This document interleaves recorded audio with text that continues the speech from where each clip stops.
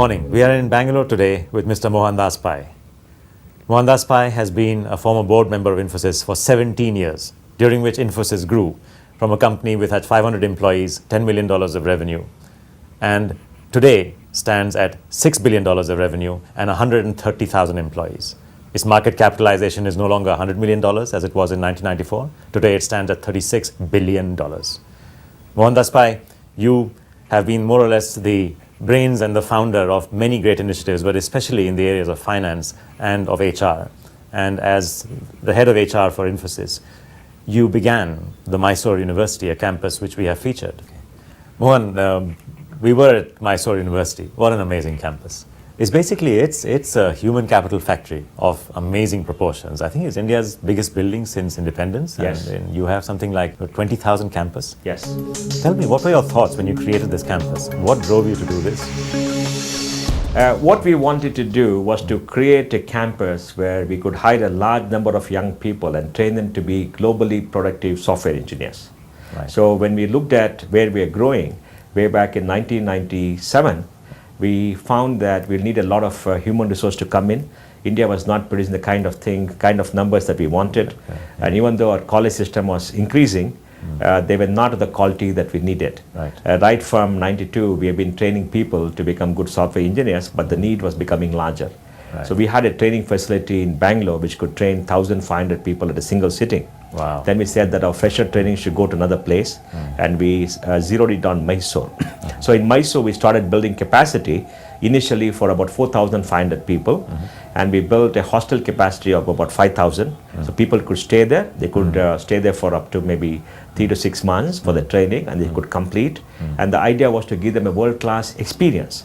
So the experience of staying, the experience of infrastructure, the experience of learning, the experience of becoming very productive software engineers was all there. And then when the need increased, we expanded it by setting up what is called the GEC2, which you saw, which is about 1 million square feet and possibly the single largest building constructed in India after independence, which is not a retail mall. And that place could train 9,500 people. Yeah. And we set up a hostel facility for another 7,500 rooms. So it is in a sense the largest hotel in the world today with 10,000 plus rooms.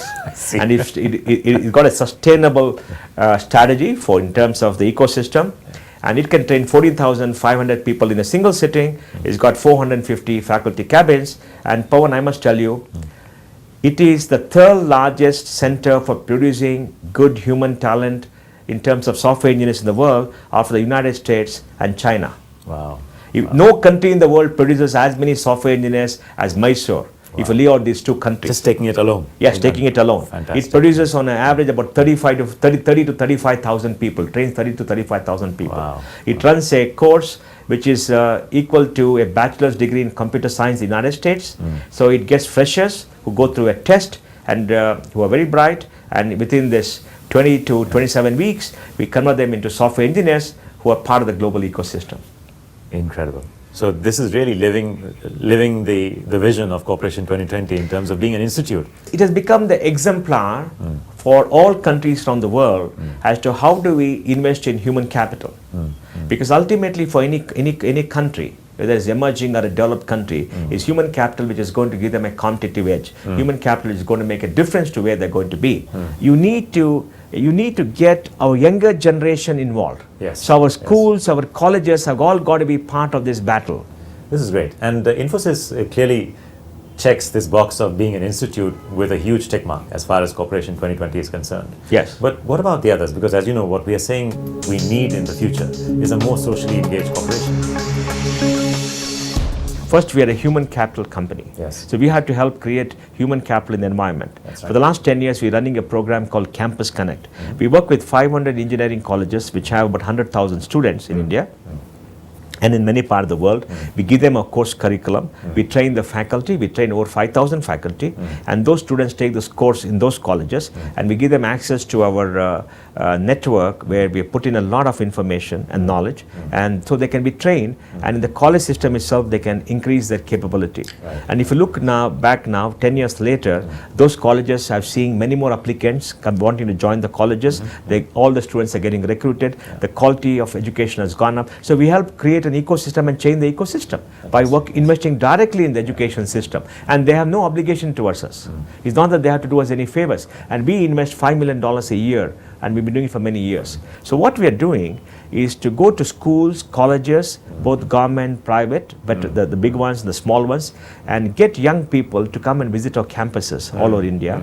And these people spend a day with us. We take them on the campus, we show them what we do, expose them to technology, a high performance work culture, and give them a nice lunch and some material to take back with them. So when they go back, they see in a different part of the world. Right. They see in a different world, and they aspire to be in that world. So they change their life views. And so far, about 300,000 kids have been visitors to the campus, and we hope to go to 1 million in maybe 3 or 4 years. And so we've operated the policy level for the entire country. We operated at the institutional level in the colleges, and we operate at the company level and the community level. So we need the company to actually be an alternative community.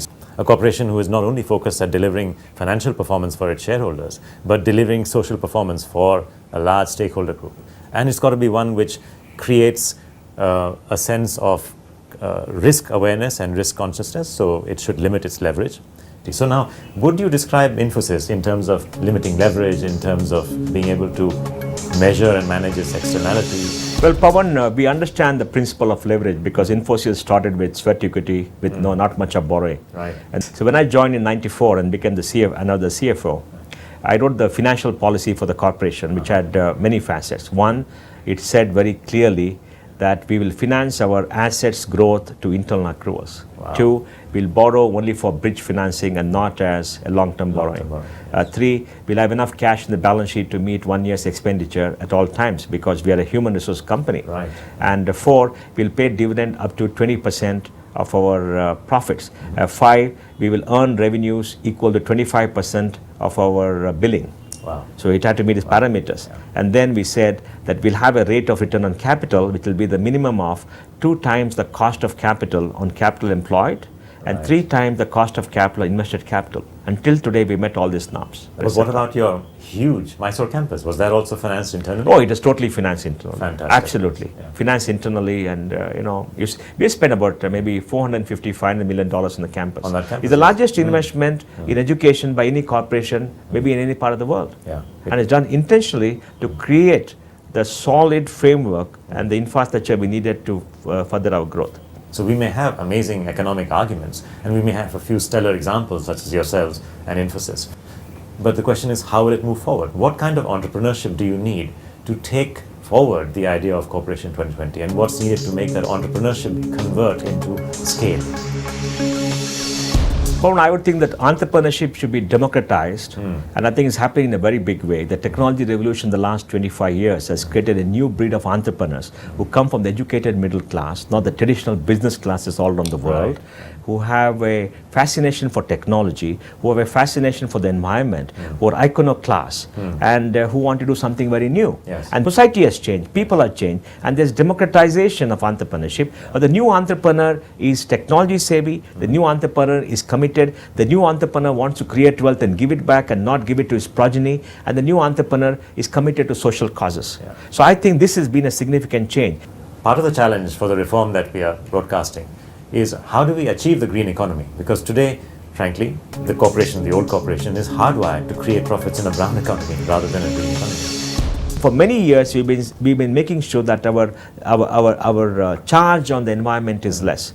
Over the last 3 years in particular, we reduced energy consumption per person by 25%. We did through a 5-pronged strategy. One, we started measuring energy consumption at different levels. At the data center, at each building, at each floor, for each use of energy. So we knew exactly how much goes into data centers, how much goes into air conditioning, how much goes into lighting, and how much goes into wells. 2, we improved our management practices by making sure that we measure the energy, we improve the management practices to reduce consumption of energy. And 3rd, we made sure that equipment which guzzled the most energy was replaced. Right. And 4th, we made sure that equipment that we buy in future were all state of the art. For example, our lighting is substantially now LED. Our AC consumption is now gone up to 1 ton for 500 square feet. The standard was 250, now it's gone up to 500. Double the use of Yeah, double. I mean, double per ton because of building design, because the way we construct, because of many other things. And then we also made sure that we created an ecosystem around us. And lastly, I want to talk about the ecosystem, because we said we could have set up, we have an aspiration of being carbon neutral, Right. and we announced that. And this year I think Infosys will get 30% of energy from green sources. Mohan, it's great to hear what Infosys is doing in terms of recognizing its externalities in terms of environment and also managing them rather well. Now, one of our planks of argument in Corporation 2020 is resource taxation. What do you think of this? I think it's a brilliant idea, because the world has been built upon cheap energy, upon cheap resources, natural resources, which are not renewable. I mean, whatever you consume, you extracted out of the world, out of the earth, is not going to go back, and you can't create it again. God has put it once over a period of time, millions of years, and you're not going to get it back. And I think it's a brilliant idea to tax the use of resources, but reduce equally the taxation on profits or taxation on individuals, because then individuals will see a direct connect with the taxation. Yes. The challenge that happens today is that the government taxes resources, but the individual doesn't see a benefit. Correct. Because natural resources are finite and they can be taxed, but they must be countered with giving a benefit to every individual. Pawan, if you take your idea forward that you tax natural resources, but the quantum of taxation that you levy is given as a tax credit for each taxpayer. So when you file your return, you can say that so much money is taken as a credit. Yes. It will be a direct correlation. And I think it will improve matters. Because once you tax resources, resource intensity can come down if you make more profits. Does indeed come down. And the individual also benefits, because he says, well, I'm benefiting, I'm willing to pay tax when I consume it. And he says, I rather reduce my consumption. And this will drive innovation. Because today, energy consumption, material consumption is a large part of the goods that we consume. Yes. Now, how can we bring it down? It's the established order. Yes. It's not going to change unless it's exactly. forced to change. Absolutely. And it can be forced to change by consumers, like Gandhiji did when he called for a boycott of foreign goods. He changed the consumer behavior. I mean, India fought for a freedom against the colonial regime. Or it can come when the government brings in new norms to say that this is what you got to do. So that whatever we do, we reduce what we consume. That's right. Because like Gandhiji said, the world has enough for everybody's need, not for everybody's greed. And we want to make sure that we have enough for a need, but we are not greedy. That's a marvelous thought. Mohan, thank you very much indeed.